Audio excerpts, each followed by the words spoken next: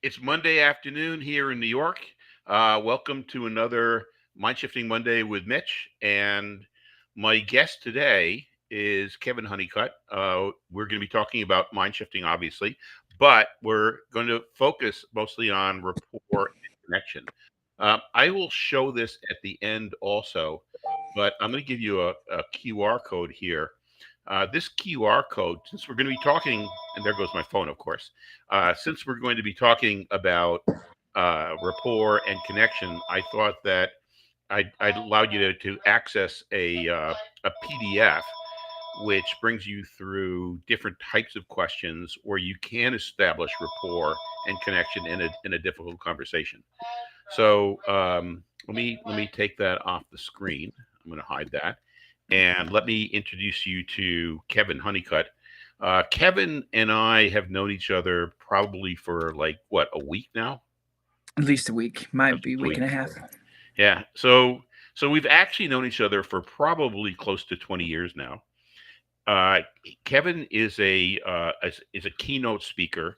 He speaks on motivation, problem solving, problem based learning, STEM, art, entrepreneurship, and I think one of the big reasons why I thought Kevin would be a great person to have a conversation with is he's got this incredible skill of being able to connect with kids, especially kids who are difficult to connect with.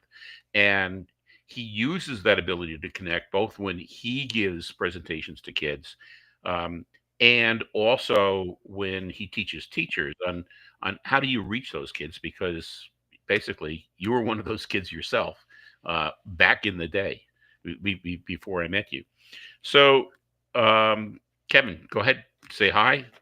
Anything I left out that you want to say before No, we start our no, conversation? just Mitch and I crossed paths years and years ago, and I have been very fortunate. Oh no, we looks like we have a connection problem here. Kevin, are you okay? So so probably what Kevin's going to do is he's going to disconnect and come in because somehow or other we just lost him. Uh, but I will say, another thing about Kevin is that he's a human being just like you and I are, and there's been a few times during the last probably 6 months where we've gone through and we've actually done mind shifting.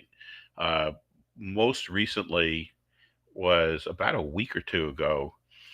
Kevin decided that, uh, as he's talking to teachers all over the world, they're telling him that kids have really changed, um, and he just wanted to see like how much have they changed? Because is it because of COVID? Is Are kids themselves different?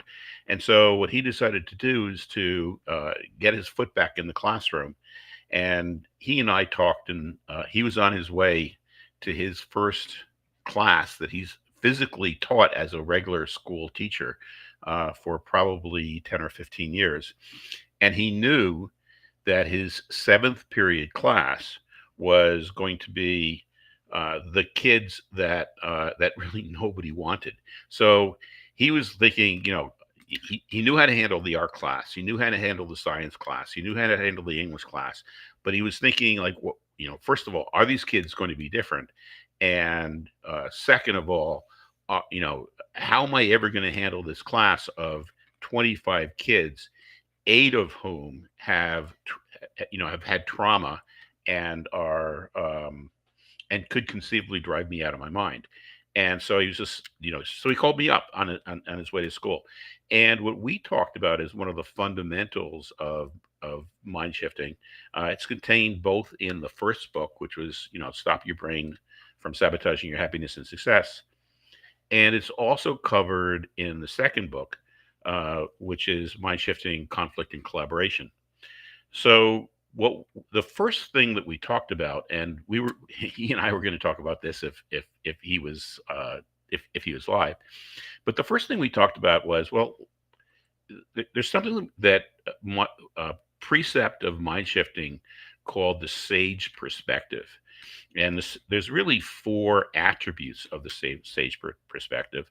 The first attribute is to take a look at whatever it is that is bothering you right now, or that you have anxiety about, that you're about to do, and to say, in 5 years, is this going to seem important to me? In 5 years, am I going to look back and say, oh my gosh, this was something that really affected my life? And when I asked the question of him, it was like, well, no. And you could just see the whole expression in his body just kind of calm down as he was driving to school. And so this goes to something that we call the Pareto principle, Pareto. Uh, and the Pareto principle says that 80% of the things that we encounter really aren't going to make that much of a difference. Only 20% of the things that we deal with are going to make 80% of the difference. And here's Kevin now. Let's see if he can come back. There you go. So what happened there? You know something? I was actually telling everybody that like, you always let people down. You're never around. All that kind of stuff, and I was blaming you. I said you did this deliberately. You just wanted to embarrass me. So and now you're back. So I can't talk bad about you anymore. Okay, so to me, it looked like you disappeared. Oh, Isn't that really? weird? And Yeah, so I thought maybe he lost his internet connection. So let's hope that it just yeah. works now. Okay.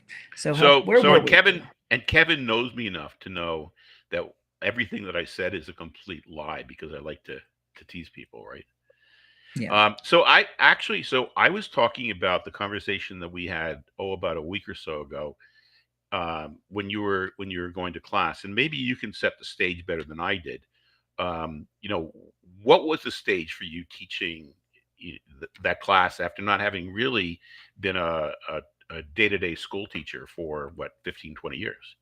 Right. So I haven't been in a regular classroom as the sole teacher for a long time. And my son, this is his school, this is his classroom, and he had told me, it's not an easy gig, but he gave me a rundown of every hour, but particularly 1 hour that was really, really peopled with quite a few, I would say, challenging individuals. And so I was worried about that. I was feeling some pretty good anxiety about that. So I called you because you're my phone call, my coach, my whatever, and I knew you'd have some advice for me. And I was thinking, man, how am I going to handle this? It seemed like I was ramping up. It was getting worse as time went by. And you gave me a short list of things to think about on the way there.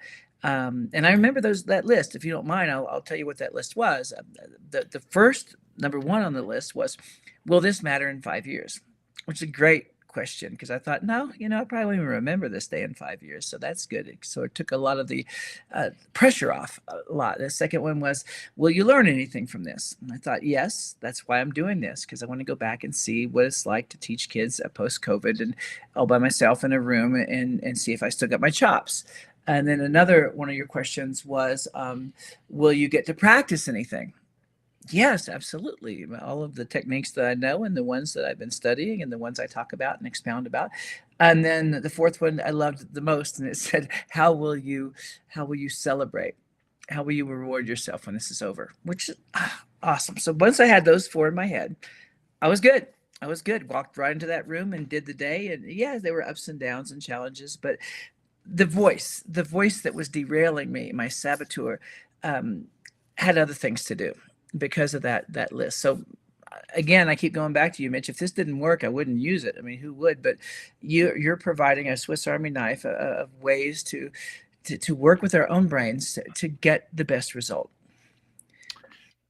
And I think I heard a bleep, which usually means that somebody is has texted us, and I'm trying to see the option to display. Oh, the chat. There it goes. Okay.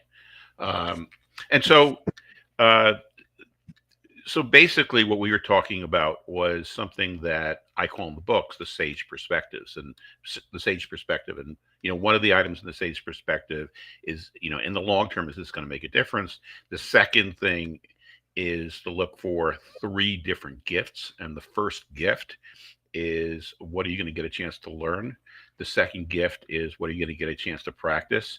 And the third gift is, whether this succeeds or not, how are you going to, what actions are you going to take? Like, how are you going to reward yourself? And Uh, those very often will relieve, a person's anxiety. And, when you get good at it, next time this happens, you'll be able to ask those questions of yourself, right? mhm, Or, mhm. um, or maybe, just, ask your wife to ask you the questions also. Um, It's funny, I was telling you earlier, I don't usually remember things like those four things. I'd remember one of them, but I remember them very well. And I think it's because if you put together, the anxiety and the pressure and the stress together with this, somehow, and I always say emotion cements learning. I was feeling emotional at that time. And to me, those adjacent strategies just kind of got inculcated into this. And so it's permanent. So as you start using this stuff, I believe it becomes stuff that becomes part of your strategy plan, your toolbox, if you yep, will. yep. And so, just changing a little bit, like, you teach events, again, all over the world. You teach in the classroom, you teach in front of kids, or you hold events in front of educators for a school or for a district. You keynote at conferences. You speak to associations or to entire states. Let's just focus on, let's say, your STEM building initiative, where you're bringing the group who's attending, very often kids, into building different things. What would it, if you did a 2-day event around STEM, what would that look like? What we're trying to do is create surprise and delight and play. A lot of that's what's going on there. I'm pretty convinced that if you could just put yourself back to your 10-year-old self and say, what made me happy, what made me excited, and build education around that rather than a whole bunch of principles and ideas and pedagogies and other behaviorist sort of things. That's what it's all about. So we come in and we try to surprise the kids several times, just like a rocket, right? It's got different parts, right? It blasts off and it drops stage one, stage two, we're stage three, and we make orbit. We attain orbit. So I think of it that way. So the first part is we do something small, right? Something they can hold in their hands. We call it tabletop learning. They build a space capsule, and it's really cool. And they get to take it home, and they're excited. And then they go to their break, and when they come back, I have just said before they left, darn, I wish we could do this big enough to climb inside. Wouldn't that be cool? Then they leave and come back, and then sure enough, we've got huge cardboard, and we're going to do that very thing. Based on the same model, now it's going to get this big and this big. It's this big sort of life-size learning.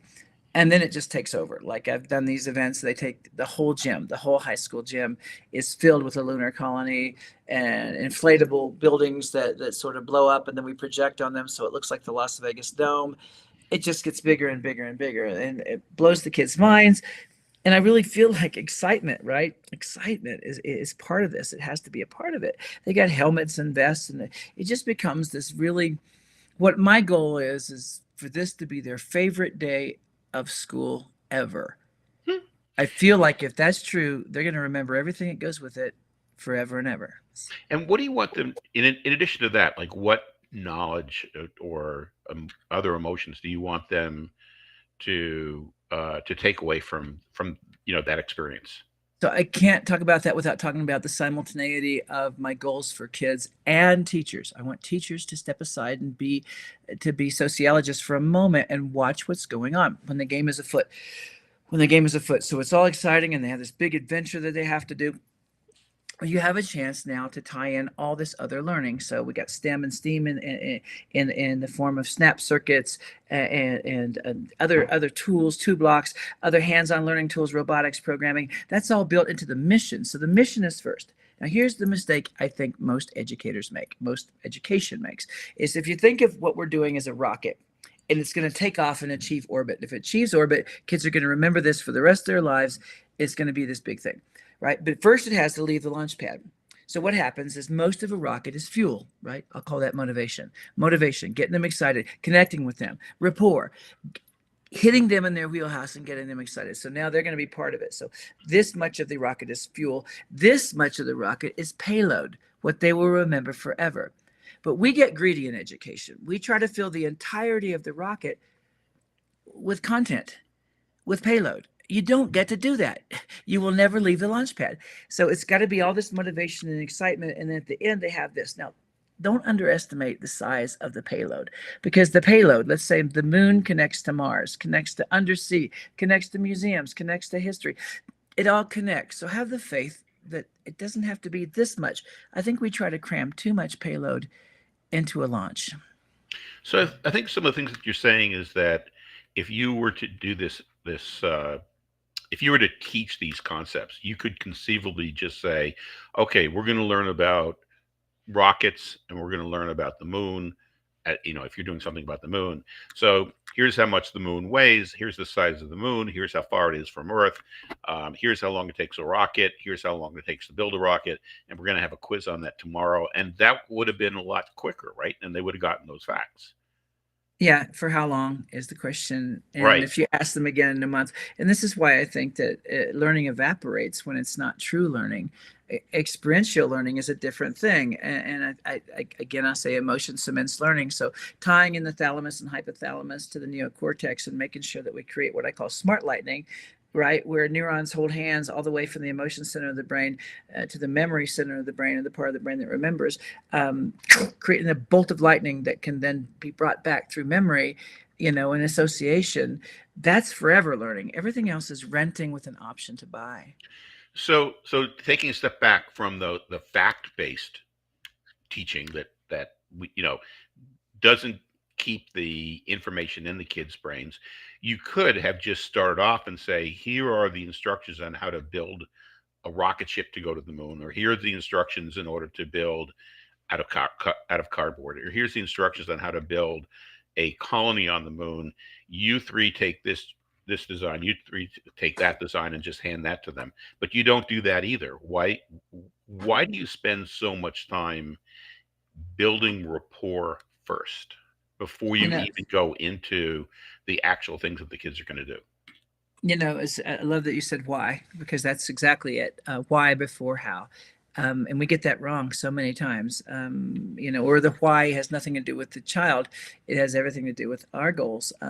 So first I have to find out who they are, right? And once I get them excited and they want to be astronauts and we talk about space, and I've taken the time to get them to know who they are, right? And then we can talk about why we're going. So why do we need to know how much thrust it takes to leave Earth's orbit? Because we're on our way. We're in a cardboard rocket, and we've got a mission. And so it's important, right? It's important in this other way, in their own story, in their own narrative. So that's them. This is about them. This isn't some external force saying you need to know this, or we're not going to pass those assessments, and we're all going to be in trouble. Prisons instead of playgrounds. So it's got to start with first just finding that 10-year-old or finding that kid. And I love it because often I get teachers who are acting like 10-year-olds because they're wearing a space helmet and they weren't told to. I can show you pictures because everyone wants to be a person that's part of an adventure. They don't just want to be a student per se. They want to be an adventurer. They want to be on an adventure. And if learning happens in association with that, I believe it becomes lifelong. So what I hear you doing a lot then is first, establishing rapport, finding how what ignites the kids, and to a certain extent, that, and then strengthening that connection, and then building on what you know, either through questioning them or seeing how they're reacting, what the kids, what really motivates the kids, and then aligning the activities to the things that most motivate them. Would that Yes. be a fair representation? Okay. So then the question is, if that's the process when you're leading kids through these huge projects, how could that be helpful in most of the times that we're trying to influence or give advice to or work with other people? Finding that common ground, and that's what rapport really is finding that common ground. So what I'm doing in these is creating a circumstance that we're all part of. I'm creating the common ground, whatever that might be, whether that's undersea, whether that's on the way to Mars. And then I know I'm playing here. I understand that. But I'm Hmm. also able to see teachers and kids get into it. Get into it. Let go a little bit of all the practical things and concerns and just become part of the adventure. Get in the movie and be a character. And once we're all in that same circumstance, then there are no questions like, why do I need to know this? You need to know this because we're landing in 10 minutes. And I'm not sure we have enough fuel or propellant to bring us down easily. I need problem solved now. Team two, you're in charge of thrusters. Team three, logistics. Where are we landing? Who's doing any of that thinking? The kids are like running around like Apollo 13.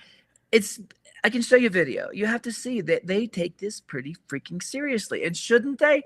Shouldn't this be rehearsal for a Right. real circumstance? And doesn't this apply to whenever we see gaps in what a person is about to do or thinks that they should do or doesn't know, and we want to help them? That if we can build that same excitement, which we can do with proper conversation, if we again establish the rapport and we tap into what their own internal drives are, right? As I'm looking at using your questions that you're sharing with that QR code, Mm. it's everything I'm doing. With the weird part, Mitch, is that you underpin all of this with this beautiful logic and just enough, but not a bunch of self-congratulatory lists making this 10,000 things long. It's 50. It's 50. It's a Swiss Army knife with 50 blades, and they're all very usable. I find that most of the things that I do when I've been nominated for Teacher of the Year or something like that people find magical. It's not magical. It's strategic. You actually make a list here, and I can go through your list and say, oh my God, I do this much with building rapport, understanding the situation. That's everything about me. Mission briefing. I call it the mission briefing. Same thing, right? Well, Exploring Sammy, current thinking. what I'm going to do is while you're talking through it, let me just I'll get it on the screen here, and I think Please, people please. can see that. And Okay, so maybe let me make it full screen while you describe it.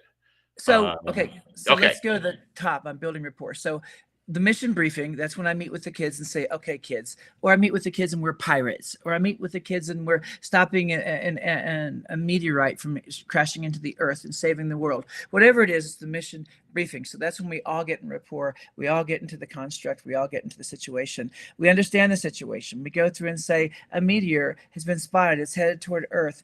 It's going to hit us it's going to be going 32,000 miles an hour when it hits us in 365 days. I give them the situation, right? And we all talk about that. What's our current thinking? I know, we'll shoot it with a laser. Wait a minute. No, prove to me that will work. So we have to explore all of that stuff. It's the same thing as what we look at their thinking. We clarify the goals. What do we want to do? Stop the asteroid or the meteor from hitting the earth and save the entire world? Yes. We want to do that in time to save the world. We have to use current technology to find a way to do that. And looking at misalignment, some kid always says, nuke it. And I say, prove that will work. Prove that will work, and we can talk about it. But you can't just say nuke it. Those are two words, and that's a shortcut to real thinking. So we have to look at misalignments between what you think is true and what might actually be true. So again, looking at alternatives. What are other things that we could do? What are you got one idea in your mind, but then that might not be the only idea that works. I need 5 different groups looking at 5 different scenarios. And this happens when you're doing something like a lunar colony, when you're talking about creating, and I always do this, I create what I call optimal ambiguity. I create a problem and that's not easy to solve, and they're going to have to work together, and they're going to have to use collaboration and communication and connection with each other, right? So we kind of build a culture within that lesson that we can build upon later. So as I look through your list here, it's almost like a shopping list of all the elements that people used to say, Kevin, come here and bring your pixie dust. And they would say all these things. And it always bothered me because it's not pixie dust and it's not magical. It's putting yourself in the mindset of a kid and saying, how can this be amazing, productive play? But accidentally, Mitch, you and I overlap from 2 different ends of a one tunnel. You know what I mean? Yep. I have a result that I never really thought about how I got it because I just put myself in play mode. And you have a set of strategies that can help other people do this. So everyone says, well, you can do this, but other people can't do that. I don't believe that. I've always thought, no, this is design and this can be done. And what I think you've done here is you're creating a set of strategies that people can do this without being struck by lightning or mystical genies or unicorns. We don't have to use superfluous fuzzy, because when we do that, I think what we do is we undermine, people's respect for. I mean, they love it. They say it's wonderful enrichment. I'm glad the kids got some enrichment, but it's so vague. right? And they don't really respect it in terms of pedagogy or in terms of content. So what you're doing is you're saying, here are the things we're doing. This is on purpose, you guys. This isn't play per se. This is on purpose. Purposeful learning in an adventure-based scenario. Well, thanks. And I'll say those 50 questions and the 7 steps involved in the 50 questions, that's gone into in a lot more detail in the book. So that's one thing I wanted to mention. The other thing I wanted to mention is that I list them in the book. We go through them in the book, but presenting them that way, that's the work of a woman that I know named Kat Neeson, Kat Nissom, and you should look her up on Facebook or actually LinkedIn, Substack. So if you yourself need materials developed, I mean, she took my ideas and she put them into this graphical Mm. format. So she's a great contact for people. No. So just winding down, I guess, towards we're getting towards the end. So Kevin, if you had something that you wanted people to take away from this, like what would be maybe your top 2 things from this mind shifting with Mitch session with Kevin Honeycutt? I think one thing I've learned is that Madeline Hunter is credited as saying this, and I don't know if it's true or not, that kids don't care how much you know till they know how much you care. And whether or not she's the one that authored that, I still believe that the first thing you've got to do is connect. People have to think, and kids have to think 2 things: that you're like them and that you like them, right? And then you can take them almost anywhere, but I think you've got to earn their attention, and you do that by creating a circumstance that's important to all of us. And that's where rapport comes in. And rapport can't be the first chapter of the book and you never come back to it the whole rest of the novel. It's got to be something you keep coming back to and saying, I call it campfire. Every once in a while we have a campfire and everyone circles up and we go over everything that's happened. This is all on your list, by the way. Understanding the situation and looking at current thinking. That's where we do that, is the campfire. Then it's really short, really brief. Then we send them right back to the mission again. And we keep doing that to remind them of what they've learned. It's metacognition, so if you Yep. want to understand that. But it feels like magic, and it's got to not weigh very much. It's got to be lightweight and look like it didn't really happen. Like all this magical stuff just happened because the circumstance required a hero, and all the kids are heroes in their own journey. Well, thank you. And I would say, after a few more classes where you're substituting for Ben's classes or you're substituting for other teachers, I'd be really curious to hear how you've been able to, if you found it helpful, how some of these mind shifting concepts, the concepts that are in the conflict and collaboration book or the stop your brain from sabotaging your happiness and success, how the concepts from those books have impacted the way the kids are learning, the way the kids are acting in class, and the way you're working with the kids. It'd be fun to have you back in a couple months where you had that experience. I absolutely want to do that. I want you to know that I'm listening to the audiobook, listening to this thing read to me, that I dropped the PDF in there, and I'm doing that because I can do that in my planning period, and I can do that on the drive to school and the drive home. So the book is informing me and reinforming me as I go. So I can't tell you. It's like I'm taking the medication, and I'm going to tell you pretty soon. So far, the result has been wonderful. I get something out of every single chapter, and I'm not just, I'm not a partner in this book in any way other than I'm glad it exists. And yes, I can't wait to come back, and I'll tell you. I'm sure I'll have some adventures to tell you. I was scared to death. There was no lesson plan. I walk into a music room. I can't play piano. They're practicing the Carol of the Bells. And then here's Right. what I did. Yep. I'll have a lot of those for you. Okay, sounds great. Well, Kevin, thank you for coming here and sharing your wisdom. If people want to reach you, how do they reach you? They can go to Kevin Honeycutt, HONEYCUTT.org. Everything I have is there. All my social media. Hit me on Instagram. I hit you right back. I'm like a spider. Something jangles the web, and I'm there. Boom, that quick. TikTok too. I'm a creature of social media. LinkedIn too. Just be casual. Hit me up. I'm a real person, and I'd love to help you. If there's something we can collaborate on, man, I'm big guns. I'm always looking for those chances to do that. Okay. Thanks. for letting Thank me you. be on your show. And Yeah. and hope to see more of you next Monday on Mind Shifting Mondays with Mitch. And have a very good Thanksgiving, everybody.